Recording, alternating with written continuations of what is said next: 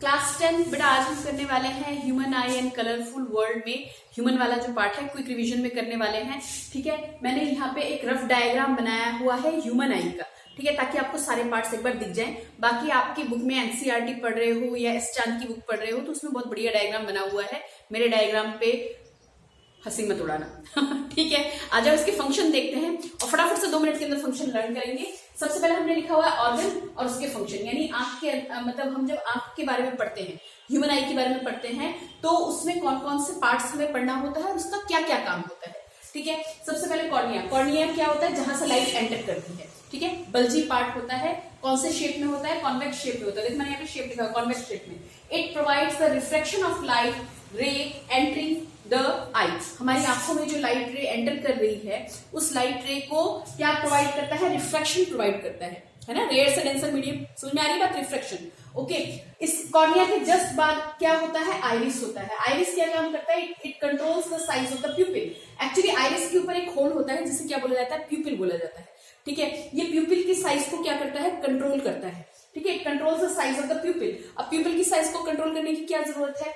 क्योंकि प्यूपिल क्या करता है? Amount of the light entering to the eye, इसको क्या करता है? कंट्रोल। अब बहुत तेज रोशनी होगी तो हमारी आंखें खुद ब खुद क्या हो जाएंगी? छोटी हो जाएंगी, है ना, न्यू करके हो जाएंगी। भाई बहुत तेज रोशनी आ रही है, तुमने खुद पकड़ के तो अपनी आंखों को नहीं खींचा। ठीक है, या कमरे में अंधेरा हो तो अचानक से, जैसे मान लो अंधेरा हो और कोई आपका इन्वर्टर वगैरह नहीं चल रहा, तो अंधेरे में आप जब एंटर करते हो या अंधेरा हो जाता है तो पहले तो चीजें दिखाई नहीं देती, फिर धीरे धीरे वो चीजें हमें समझ में आने लगता है कि यहाँ पे ये है, यहाँ पे ये पड़ा हुआ है ना। तो क्या हुआ? साइज क्या हो गया? बड़ा हो गया, राइट। तो क्या होता है? प्यूपिल it controls the amount of the light. याद रखना, आइरिस क्या करता है? Controls the size of the प्यूपिल, और प्यूपिल क्या करता है? Controls the amount of the light entering into the I. Okay, इसके बाद आता है सिलियरी मसल्स। सिलियरी मसल्स क्या करता है? रेगुलेट करता है साइज ऑफ द प्यूपिल को। ठीक है, सिलियरी मसल क्या करेगा? रेगुलेट करेगा। रेगुलेट यानी कंट्रोल करता है। ठीक है, आई लेंस क्या करेगा? It focus incoming light rays on the retina.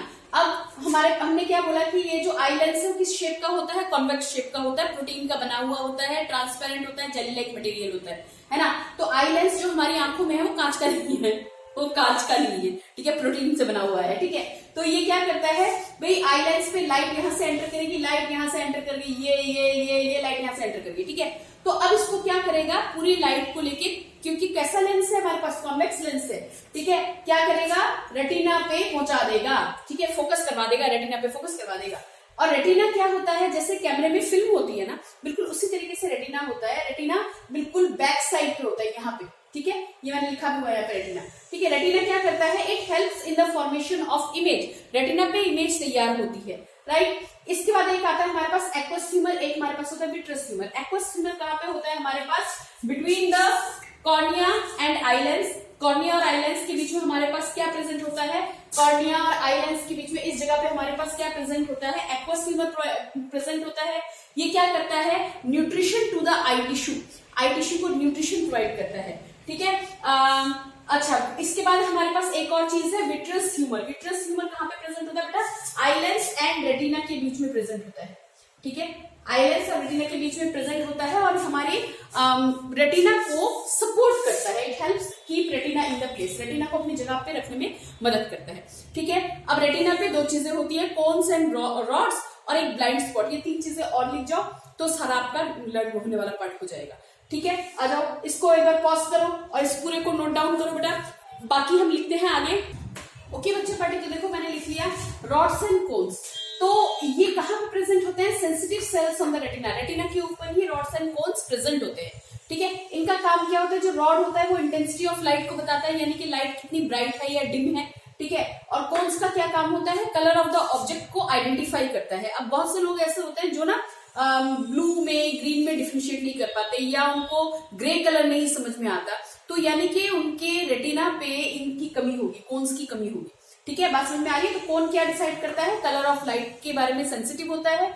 Rod क्या पता लगाता है? इंटेंसिटी ऑफ लाइट, तेज है कि धीमी लाइट है। ओके, एक और होता है ब्लाइंड स्पॉट। ब्लाइंड स्पॉट क्या चीज होती है बेटा? ब्लाइंड स्पॉट एक स्मॉल एरिया होता है रेटिना पर जो कि इनसेंसिटिव होता है लाइट का, यानी कि जिससे लाइट पे कोई फर्क नहीं पड़ता, यानी कि इसके ऊपर अगर लाइट आके गिरे तो कोई इमेज नहीं बनती रेटिना पे। ठीक है, और ये कहाँ पे प्रेजेंट होता है? जहां पे कि ऑप्टिक नर्व स्टार्ट हो जाते हैं, यानी कि जो ऑप्टिक नर्व आपको छोड़ देते हैं। ये वाला क्वेश्चन, ओहो बहुत शुरू हो गया है ना। चलो कोई बात नहीं, ये वाला जो हिस्सा है ना, यहाँ पे क्या होगा हमारा ब्लाइंड स्पॉट। ठीक है, क्लियर होती है बात, इतना हो जाएगा। ओके, इसके बाद इतना कर लो बच्चों। इसके बाद हम आगे देखेंगे, आगे आपको छोटे छोटे फॉर्मूले बता देंगे, न्यूमेरिकल बता देंगे और CBSE question. Take care, bye.